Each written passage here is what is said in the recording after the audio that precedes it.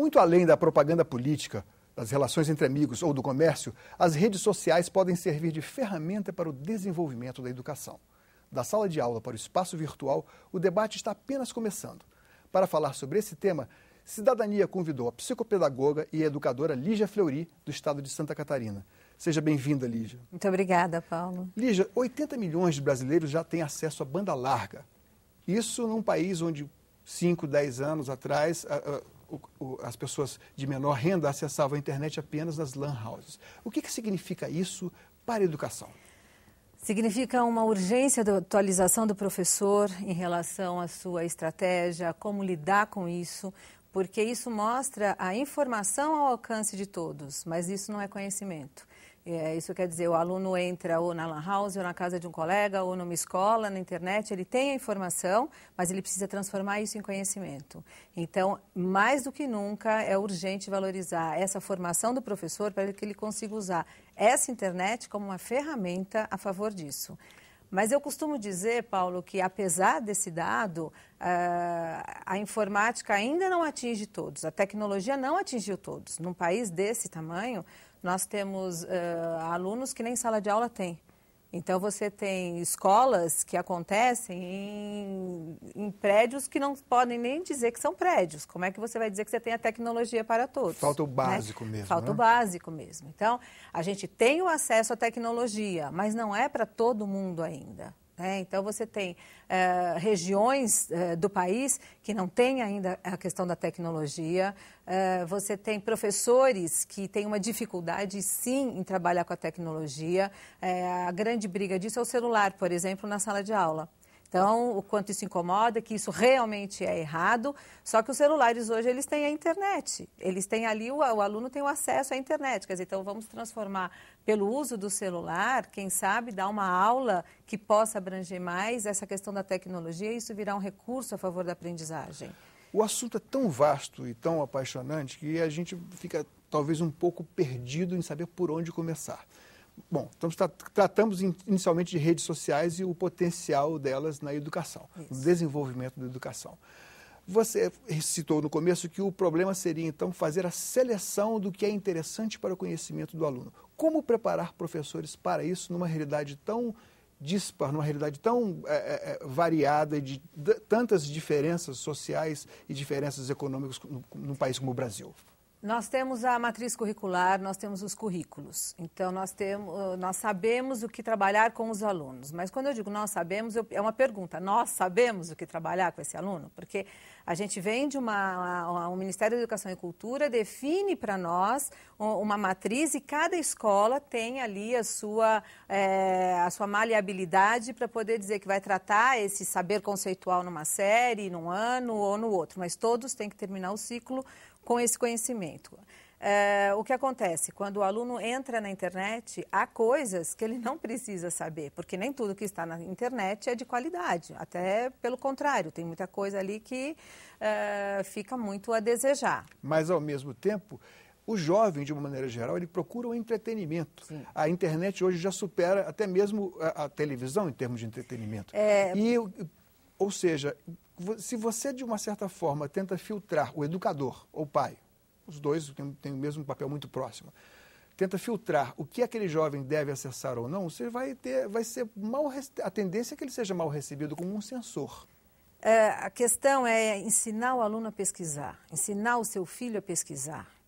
Você tem hoje nas graduações, todo mundo tem que fazer um trabalho de conclusão de curso, e aí você tem que ter a máquina, você tem que ter a informação e você tem que saber como acessar para você fazer a sua pesquisa. Esse trabalho é muito anterior. Então, é começar com as crianças, né, antes de serem adolescentes, a entender o que é a qualidade do que eu vejo numa rede social, o perigo das redes sociais. Então, eu estou falando realmente com alguém que está do outro lado, aquela pessoa existe, ela é real, eu posso confiar? Será que dá para confiar de quem está atrás de uma tela? A mesma coisa num texto. Da mesma maneira que não é porque está escrito num jornal ou num livro, eu tenho que concordar, não é porque está ali que está correto, na internet a preocupação é a mesma. Então, todo pai, todo professor, todo educador tem que orientar os seus filhos, os seus alunos, a perceber o que é a qualidade, o que é certo. Isso passa pela educação da formação dos valores, dos princípios. Então, eu consegui identificar qual é a fonte, de onde vem, quem é esse autor, aquilo que está falando, porque a leitura ela te traz algo para você refletir, para você pensar. Se é uma leitura que não te leva a um senso crítico, por si só ela já não é uma leitura proveitosa. E fazer a diferença entre isto vai me ajudar, isso é um conhecimento, ou isto daqui vai me levar para alguma coisa que não me traz nada, ou pelo contrário, pode me prejudicar. E a gente já está falando dos relacionamentos, alguma coisa que pode ser até uma questão mais perigosa para uma criança e para um adolescente. Você abriu um espaço de debate, eu creio que para educadores e professores na internet. Num blog, Blogspot... Educação A2. Educação A2, blogspot.com. Isso. Educação A2, blogspot.com. Com que objetivo você... O que acontece nesse espaço que você tem na internet? A gente tem que aproveitar esse espaço virtual para trabalhar com a educação. Educação, principalmente hoje no Brasil, nós temos, eu acredito muito, 3 áreas que precisam de muito investimento, que é a saúde, a educação e a questão da segurança. A minha área é a educação. O que eu avalio da educação é que, embora muitas vezes venham dados de que, mas está melhorando, melhorou o índice do alfabetismo, já são menos analfabetos, vem, por outro lado, uma crítica à qualidade. Exatamente. Crítica à qualidade intrínseca do Exatamente. ensino. Então, se a tecnologia está aí, se a gente pode usar a tecnologia a nosso favor, junto com o Walter Lemos Filho, que é o meu sócio no blog, nós pensamos, vamos usar esse espaço virtual a favor dessa qualidade. Por quê? Quando você consegue colocar textos para que façam professores refletir, pais refletirem, os alunos refletirem, o que está acontecendo você pode mudar. Então, é uma ferramenta para vir a favor. Quando você tem um espaço virtual, onde um professor da rede pública, por exemplo, do Amazonas, ele descobre Vocês têm um contato muito próximo com o estado de Rondônia, se não me engano, né? É que nós começamos a escrever, eu escrevo, assino coluna para Florianópolis, para 2 jornais, e aí Rondônia pediu textos, então também já foram publicados lá, saiu também no Mato Grosso. Houve um interesse também de Minas Gerais, então isso tudo porque a gente começou a divulgar o blog e os textos, né? Então você percebe que se você tem uma professora de uma escola pública, que não é de uma das grandes capitais do Brasil, mas ela tem uma experiência positiva, a gente quer que ela coloque isso no blog para que outros professores acessem e possam aprender com essa troca e mudar essa prática da sala de aula. Embora o blog seja relativamente recente, foi lançado, se não me engano... Tem 40 dias. 40 dias, mas você já pode ter uma primeira avaliação do que é o assunto mais palpitante, daquele tema mais frequente nos debates. Qual seria esse tema? Olha, Paulo, é difícil eu te dizer que tem um assunto. Por quê? Porque eu escrevo muito assim. Por exemplo, teve o Dia da Consciência Negra, eu escrevi sobre isso. Agora vai ter o Dia da AIDS, eu vou escrever sobre a prevenção. Você segue as efemérides, né? Exato. Agora, mas tem também tudo que você vai falar de educação acaba na formação do professor. Tem uma questão muito séria, que é a questão da disciplina, né, da criança e do jovem, e é a característica muito forte da desqualificação do professor. Então, a luta do blog é para qualificar esse professor. Eu acredito que nessa experiência vasta que você tem de sala de aula e como educadora, como planejadora, como psicopedagoga, você deve ter observado uma certa deterioração das relações pessoais. Principalmente isso tem ocorrido com muita frequência nas salas de aula, principalmente nas escolas públicas. Os alunos, os professores se queixam de falta de respeito e são agredidos até com uma frequência lastimável. Até ocorrências policiais, a gente vê muito falar na televisão, mas o que acontece? Isso não seria também consequência da ausência dos pais, do papel dos pais assumirem o papel de educador? Não tenho dúvida nenhuma disso. A educação começa em casa, né? Então, quando você nasce, você já está sendo educado por aquela família. Eu me remeto sempre ao meu ensino fundamental, quando eu estudei, né? Eu e meus irmãos. Era escola pública. A escola pública escolhia a gente. Eu não podia escolher a escola pública. Eu fazia um teste para ser... Eu era selecionada para fazer parte daquela escola. Hoje, não. Se houvesse algum erro do aluno na sala de aula, pai não questionava. Então, eu não estou dizendo que hoje não é para questionar. Né? Acabou, ninguém está falando aqui de voltar à ditadura, não é essa a questão, mas é como esse diálogo pode auxiliar. Hoje, o aluno não respeita o professor, a profissão ficou muito desvalorizada. Houve um tempo em que professor era aquele, na linguagem dos jovens, o cara, né? Por quê? Puxa, ele forma, ele está me formando, ele está me ensinando, então isso era valorizado. Hoje em dia, tem a questão familiar também, da falta de limites, que eu não justifico pela questão dos pais ou serem separados ou porque a mãe trabalha fora, hipótese alguma. Isso, para mim, é exemplo. A mãe que trabalha fora, ela está dando exemplo, não é uma ausência, é uma qualidade. Então, eu acredito, sim, que tem essa questão da indisciplina, porque ela começa em casa. Então, são os pais que têm que ensinar, têm que mostrar o que é essa educação de respeito para você valorizar quem está ali para te ajudar, para ensinar. Sem querer alimentar a polêmica, mas o senador Cristóvão Buarque recentemente lançou a proposta de, pelo menos o esboço de um projeto que prevê que os pais devem ser punidos se não comparecerem a um determinado número de reuniões de pais e mestres das escolas. O que você pensa disso? Sempre que acontece isso vai muito mais para a escola pública do que para a escola particular, né? Eu acho que isso é uma maneira de você ter os pais dentro da escola. Eu me entristeço com uma questão, a gente precisa estar sempre punindo para poder ter aquilo que a gente quer. Quer dizer, devia ser muito mais interessante o pai ir à escola por si só, porque a educação do seu filho, e fazer essa parceria com o seu filho, do que simplesmente eu vou porque senão vai haver uma penalização. Mas eu acho que a qualidade da escola só vai melhorar se a família se interessar também por essa escola. É o professor buscando a sua qualificação, é o governo instrumentalizando essa qualificação, mas, acima de tudo, se não houver um vínculo, uma parceria família-escola, a gente, infelizmente, vai manter o quadro que a gente tem. Professor sendo agredido, é carro de professor, é ameaça, é aluno com o celular na aula filmando alguma coisa para querer fazer uma denúncia. Eu me questiono muito hoje qual é o papel da escola e qual é o papel da polícia, porque a gente fala de escola, parece mais uma cadeia. Então, você tem escola que tem grade, que tem... Está cerrado, é um aluno que está filmando porque quer provar, vai para o boletim de ocorrência. Educação não é isso. Educação é você formar antes, prevenindo. Então, se você tem uma família, uma comunidade dentro da escola, há de se imaginar que essa família queira o melhor para o seu filho. E o melhor para o seu filho, quem vai dar é a parceria dos pais com os professores. Lígia, dentre os vários projetos sobre educação que tramitam aqui no Congresso, um que está atualmente na Câmara chama a atenção